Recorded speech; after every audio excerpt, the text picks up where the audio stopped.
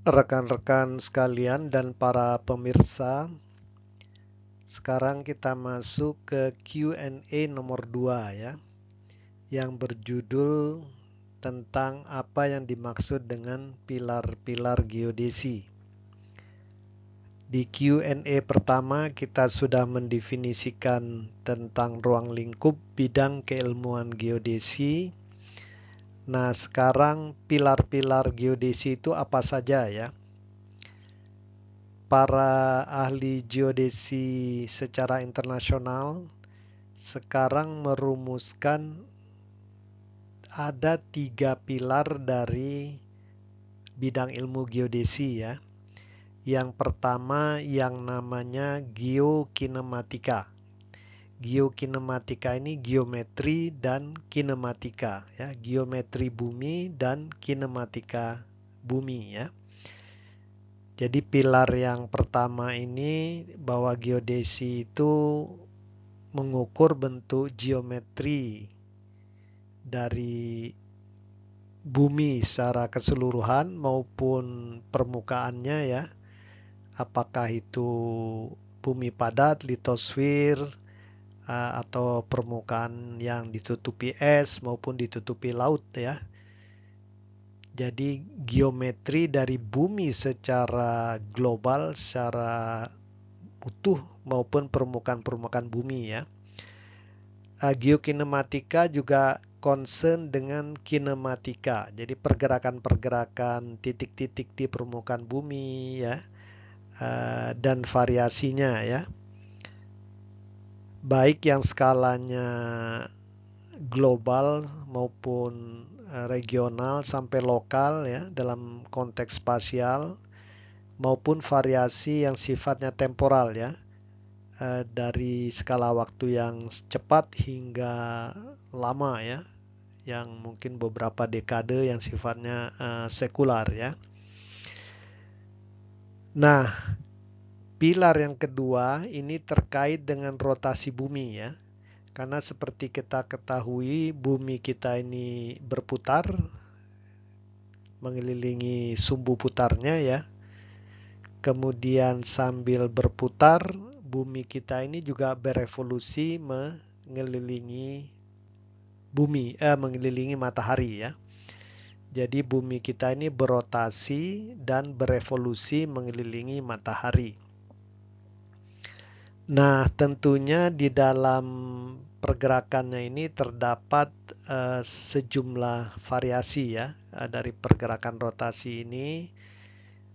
Misalnya ada yang namanya presesi dan nutasi ya. Ini terkait dengan orientasi sumbu putar bumi di dalam ruang angkasa ya. Kemudian ada juga pergerakan yang namanya polar motion, yaitu pergerakan sumbu rotasi bumi terhadap bumi sendiri ya, terhadap kerak bumi sendiri. Kemudian nanti juga kita tahu bahwa kecepatan rotasi bumi itu tidak konstan ya, dia bervariasi ya. Kemudian ada istilah perubahan panjang hari ya, length of day changes ya. Dan pilar geodesi ini memantau, kemudian menghitung, menganalisis ya variasi-variasi rotasi bumi ini ya, baik di dalam ruang maupun terhadap waktu ya. Dan nanti kita lihat bahwa semuanya ini sebenarnya indikasi dari adanya pertukaran momentum sudut ya, di dalam, pada, atau di atas bumi, serta gaya-gaya yang bekerja pada bumi ya, termasuk yang disebabkan oleh matahari dan bulan. Jadi intinya terjadi karena adanya dinamika dan juga pertukaran momentum sudut antar sub-subsistem bumi ya, antara litosfer, hidrosfer, atmosfer ya, dan juga di dalam bumi ada mantel, inti bumi ya, semuanya dinamis dan semuanya saling bertukar momentum ya. Akhirnya akan mempengaruhi rotasi bumi ya. Apakah itu presesinya, nutasinya, polar motionnya, length of day-nya ya. Nanti kita lihat lebih lebih detailnya lah. Nah, pilar geodesi yang ketiga itu yang namanya medan gaya berat bumi, ya. Nanti ini juga salah satu pilar, salah satu tugas pokok dari ilmu geodesi yaitu memantau, memetakan ya medan gaya berat bumi beserta variasi-variasi spasial maupun temporalnya ya. Dan kemudian bisa menganalisisnya ya untuk menginfer atau mempelajari redistribusi massa di dalam sub-subsistem bumi ya. Apakah bumi padat, inti cair, atmosfer, samudra, hidrosfer, dan cryosfer. Cryosfer itu yang es ya, salju dan seterusnya. Nah, kemudian nanti kita lihat ketiga pilar geodesi ini sangat penting dalam merealisasikan kerangka referensi koordinat ya, secara global maupun regional maupun lokal nanti ya kita lihat. Jadi seperti saya sampaikan ini untuk merealisasikan kerangka referensi koordinat yang diperlukan dalam pengamatan bumi dan sistem-sistem bumi, maka kita perlu memahami ketiga pilar geodesi tadi ya, geokinematik, earth rotation, gravity field ya. Karena kita lihat ketiga pilar ini sebenarnya saling berhubungan ya. Secara intrinsik dia terkait kepada proses-proses sistem bumi yang sama ya. Jadi memang harus dipelajari secara integrated ya, tidak bisa parsial ya. Memang pendekatan geodesi modern itu adalah berusaha memahami ketiga pilar geodesi ini secara akurat, secara teliti dalam suatu reference frame yang stabil ya, teliti, kontinu, berkelanjutan ya. Dan nanti kita lihat ketiga pilar geodesi ini bisa dipantau dengan berbagai macam sistem pengamatan. Tapi di zaman modern saat ini yang paling berperan adalah sistem-sistem pengamatan berbasiskan satelit. Nanti kita lihat ya. Sekarang perkembangan teknologi geodesi satelit itu sangat maju, sehingga ketiga pilar geodesi ini bisa diamati dengan baik ya, dengan teliti secara kontinu. Hubungan ketiganya juga semakin dipahami. Dan kemudian kita bisa menentukan kerangka referensi geodetik global yang lebih akurat ya, resolusi spasialnya lebih baik dan stabilitas temporalnya juga lebih baik ya. Dan ini penjelasan tadi ya. Jadi saat ini banyak sekali metode-metode geodesi satelit. Mulai dari satellite laser ranging ya, pengukuran jarak dengan laser ke sejumlah satelit yang dilengkapi dengan retroreflektor laser. Ada juga yang namanya lunar laser ranging, kita bisa mengukur jarak ke bulan ya, yang dimana di bulan itu memang saat ini ada sejumlah reflektor, retroreflektor yang dulu dipasang oleh misi-misi Apollo dan Luna ya, dari Amerika dan Uni Soviet.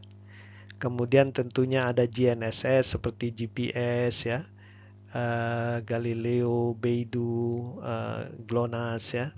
Kemudian ada VLBI yang mengamati quasar. Kemudian ada sistem pengamatan DORIS dan satelit altimetri dan satelit-satelit lainnya ya, INSAR dan seterusnya.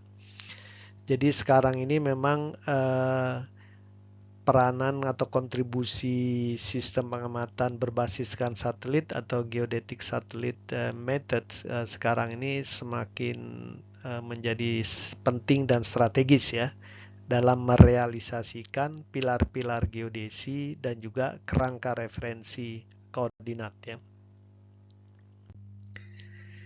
Dan ini sebagai semacam summary lah ya, sistem pengamatan untuk realisasi pilar-pilar geodesi. Memang yang paling dominan itu adalah metode-metode geodesi satelit, meskipun tentunya sistem-sistem terestrial tetap digunakan ya. Misalnya untuk geokinematika, kita lihat di sini yang akan banyak berperan adalah GNSS, kemudian INSAR, Satellite Altimetry, Satellite Laser Ranging, Remote Sensing ya. Dan metode terestrisnya adalah leveling dan tide gauges. Kemudian kalau untuk rotasi bumi dan variasinya, di sini kita bisa bertumpu pada VLBI, Lunar Laser Ranging, Satellite Laser Ranging, GNSS, DORIS Satellite System, juga astronomi geodesi, pengamatan ke bintang, dan terrestrial gyroscope juga akan berguna ya. Sedangkan untuk pengamatan medan gaya berat bumi dan variasinya, saat ini kita punya beragam satelit gravimetri ya.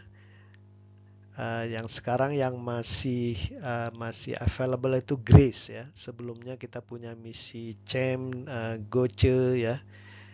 Kemudian yang sifatnya terestrial kita bisa menggunakan absolute gravimetri di darat ya, atau menggunakan pengamatan di kapal laut untuk marine gravity dan juga airborne gravimetri agar lebih cepat ya akuisisi gaya berat di permukaan bumi. Dan tentunya tetap aja ada yang terestris ya, gravity recording. Jadi sekarang ini memang pendekatannya adalah para ilmuwan geodesi berusaha mengkombinasikan ya, memfusikan seluruh data dan pengamatan geodetik baik yang dari satelit, dari pesawat ya, dan dari terestrial untuk merealisasikan pilar-pilar geodesi dan juga kerangka referensi geodetik ya. Dan terutama untuk kerangka referensi geodetik kita lihat saat ini memang yang paling berperan itu sebenarnya VLBI, Satellite Laser Ranging, GNSS, dan DORIS ya. Nanti kita lihat bahwa International Terrestrial Reference Frame sendiri bertumpu pada VLBI, GNSS, Satellite Laser Ranging, dan DORIS. PRARE sudah tidak digunakan lagi. Lunar Laser Ranging lebih banyak digunakan untuk kerangka referensi geodetik bulan dan hubungannya dengan bumi ya. Jadi itu kira-kira sedikit penjelasan tentang pilar geodesi. Semoga ada manfaatnya. Mungkin nanti kita ketemu lagi di Q&A dan berikutnya ya. Terima kasih. Wassalamualaikum warahmatullahi wabarakatuh.